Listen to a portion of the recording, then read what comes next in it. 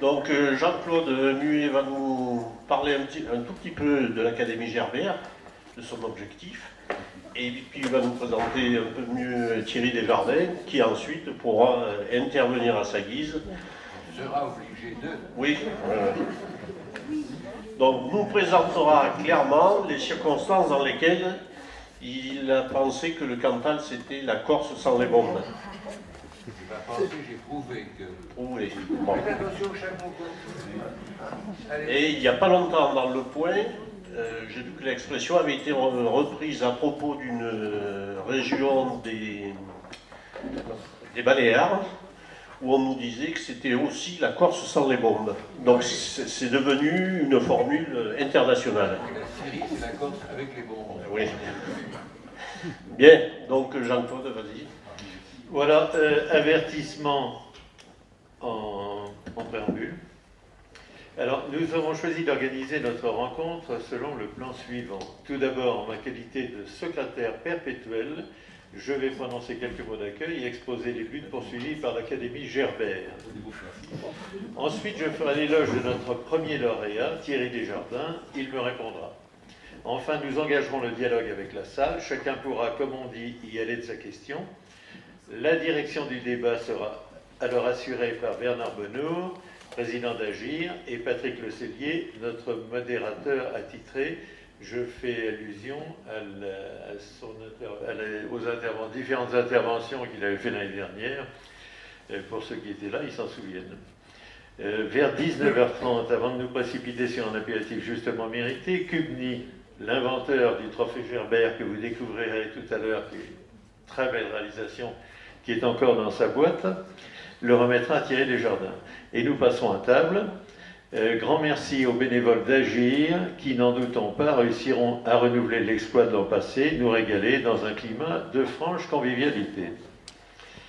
Alors, toujours en guise de préambule, mesdames, messieurs, en créant l'Académie Gerbert, nous avons souhaité honorer, au-delà de Gerbert, le pape, le savant ou le politique, le Cantal, notre Cantal, dont il sied de défendre encore et encore non seulement le patrimoine, mais au-delà, la mémoire des hommes qui l'ont construit. Pour ce faire, notre devoir à tous, toujours, être sur les remparts, actifs à repousser les attaques de celles et ceux dont le seul projet, semble-t-il, est de l'avilir, je parle du Cantal. Aujourd'hui, par exemple, l'heure est à l'engagement de la bataille décisive, celle qui consiste à défendre nos paysages et plus encore par devers eux, la civilisation rurale dont nous avons hérité, en luttant par exemple contre les implantations sauvages d'éoliennes industrielles. Sur ce sujet, affronter comme il se doit le cynisme des uns et l'inculture abyssale des autres est la règle commune. Fermons la parenthèse. Il est à noter que les plus fermes défenseurs de notre Cantal sont très souvent venus de l'extérieur. Ils ont capté d'entrée l'exceptionnelle situation de ce département méconnu, dont pourtant il convient de relever l'ancrage profond dans les esprits, du fait notamment de ceux qui ont parfaitement jalonné son histoire. La liste est longue, de Gerbert à Pompidou, celle de ceux qui, le découvrant, l'adoptent d'entrée et développent à son endroit, presque instantanément, de strictes stratégies de protection. C'est précisément le parcours qu'aura suivi celui que nous honorons aujourd'hui, Thierry Desjardins. Dans le cadre d'une série d'enquêtes qu'il menait aux quatre coins de la France, après avoir été alerté de quelques situations atypiques, voire carrément extraordinaires, il inscrivit un jour le Cantal sur la liste des départements à visiter d'urgence. Une fois sur place, il se prit d'affection pour ce pays qu'il découvrait, dont, il faut le dire, de Paris connaissait déjà un certain nombre de ressortissants. C'est ainsi qu'il vint et se rendit chez nous en juillet et août 1996. Ce qu'il apprit ou vérifia sur place lui permit d'écrire cet article qui a tant réjoui les connaisseurs et confondu tant de petits héros de la magouille ordinaire. Le Cantal ou la Corse sans les bombes, qui parut dans le Figaro du 30 août 1996. Nous avions envisagé de fêter le 20e anniversaire de sa parution l'an passé. On n'a pas tous les jours 20 ans. Hélas, pour d'imprévisibles raisons de santé, le rendez-vous dut être annulé. C'est là l'unique raison qui nous a fait reporter la célébration de cet anniversaire à aujourd'hui. Pour mémoire, je vous lirai, enfin c'est Patrick qui veut le faire, l'intégralité du message que Thierry Desjardins, navré du contretemps, nous fit parvenir quelques jours plus tard. Cela parlera à ceux qui étaient présents ici il y a tout juste un an, qui se souviennent encore de la déception qui fut à ce moment la nôtre.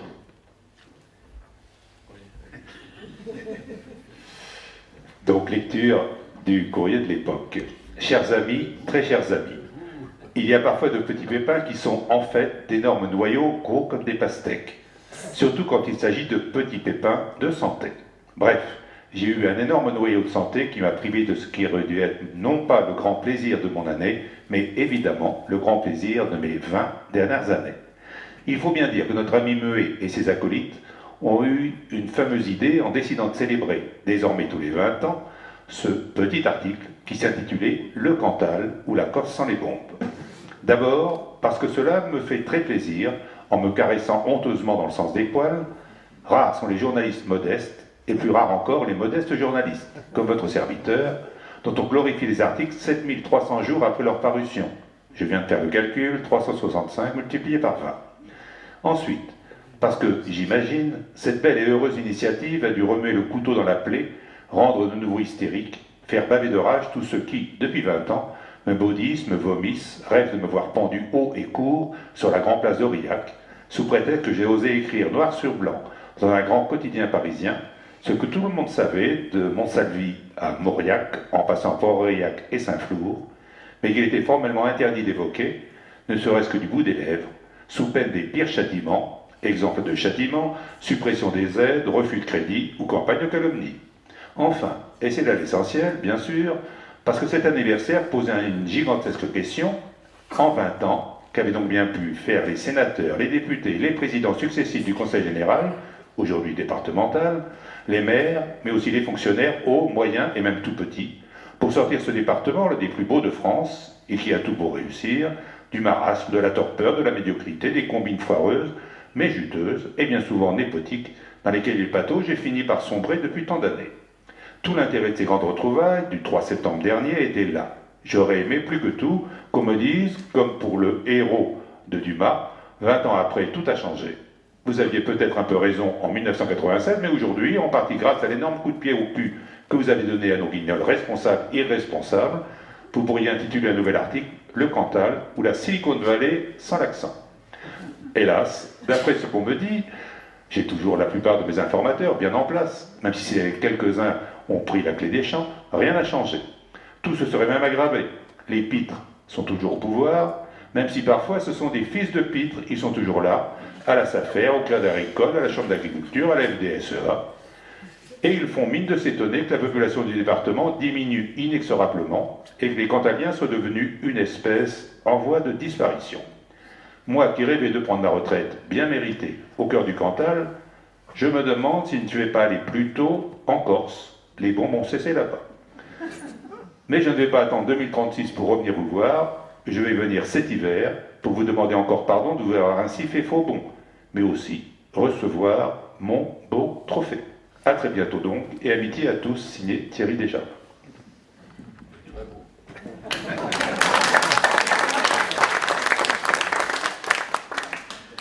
Donc nous passons à la suite. J'ai rédigé un tout petit discours de réception, donc pour le récipiendaire du prix Gerber. Surpassez votre Oui, émotion. du premier grand prix Gerber. Alors, cher Thierry Desjardins, mesdames, messieurs, tout arrive et bien souvent ce à quoi on ne s'attend pas. Votre vie professionnelle, sans flatterie aucune, aura été plutôt jalonnée de succès qui ont fait de vous, comme vous l'écrivez dès janvier 1996, le directeur d'un établissement bancaire mutualiste bien connu ici, dans cette langue légère que chacun appréciera, un journaliste aussi prestigieux que vous l'êtes, un des piliers d'un journal que je considère comme sérieux, etc. On atteste le fameux prix Albert Long qui vous fut décerné en 1975 pour la série d'articles parus dans le Figaro, témoignage de vos reportages couvrant la mémorable affaire Claustre du nom d'une chercheuse du CNRS enlevé au Tibesti par le rebelle tchadien Hissène Habré, affaire qui fit beaucoup de bruit à l'époque. À la suite, vous avez connu et rendu compte d'innombrables conflits, tracé moult portraits qui firent effectivement de vous l'un des journalistes les plus réputés de la place de Paris. Réputé, voilà, réputé. Bon. Alors, début 1996, quelle surprise de vous voir écrire toute une série consacrée aux trafiquants de toutes sortes, truqueurs de la vie publique, passant des quatre coins du pays au Cantal.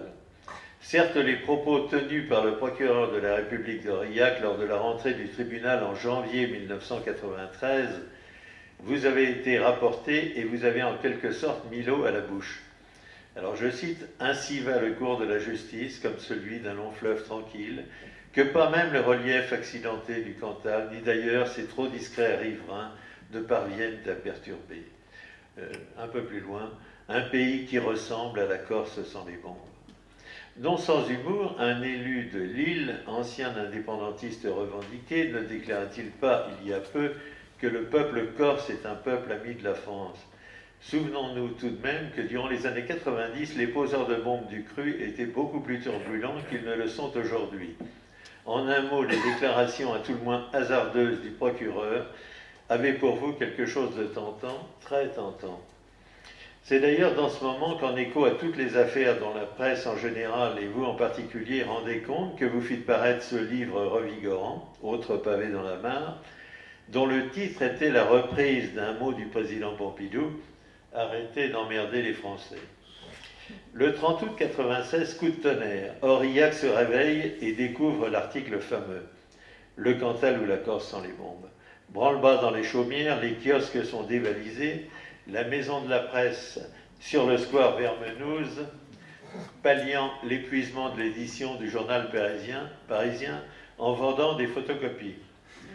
Paraphrasant Boileau, les plus agiles d'esprit dirent « Enfin des jardins vains ». Et quelle rigolade à tous les étages. On disait tout haut, entre parenthèses c'est marqué dans le journal, ce que personne n'osait proférer autrement qu'à voix basse. Une sorte de chef-d'œuvre dans le genre. Pour avoir recueilli quelques impressions de certains de vos confrères du côté du Canard enchaîné notamment, je peux même ajouter que vous avez alors fait des envieux. Quand la parole est libre, ça va beaucoup mieux et nous sommes encore nombreux à aimer ça. Aujourd'hui, le temps a passé, même si le contexte n'est plus le même et que bon nombre de choses ont changé, étudiant le paysage, on peut dire que ça ne s'est pas forcément arrangé. D'après ce que rapporte Testus, souvent avec force de détail, on peut le constater. Ces jours-ci, l'histoire de la construction de la maison médicale de Murat est à cet égard exemplaire. Le Cantal d'alors et les voyous influents qui y tenaient le haut du pavé ont encore, il faut le dire, de beaux restes. Nous devons toujours nous arranger avec les situations les plus absurdes, conséquences avérées d'une déréglementation effrénée et d'une soi-disant réforme territoriale complètement bâclée. Aujourd'hui, même si vous ne faites que passer, il nous serait tout de même agréable d'entendre à chaud vos nouvelles impressions.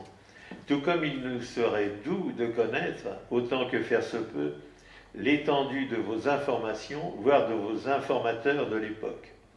Si je confesse vous avoir très modestement apporté quelques lumières sur tel ou tel sujet, je vous ai vu à la manœuvre avec quelques interlocuteurs, parfois très inattendus, et il serait donc bien que vous nous révéliez quelques dessous de votre reportage, ne serait-ce que pour nous faire toucher du doigt ce que l'on peut peut-être qualifier d'art de l'enquête. Mais ça, c'est comme vous voudrez. En attendant de vous entendre, sachez combien nous sommes fiers de vous honorer en vous remettant tout à l'heure ce premier Grand Prix Gerbert, marque du courage qui fut le vôtre en 1996, courage que nous savons être toujours au cœur de ce que vous êtes, fidèles, vous et nous, à nos vraies valeurs rurales, celles qui ont fait la France et le Cantal, valeurs auxquelles nous souhaitons sincèrement une très longue vie. Précision, comme l'indiquent nos statuts, vous faites désormais partie de notre académie et vous serez donc des nôtres pour choisir le lauréat qui sera couronné en 2018.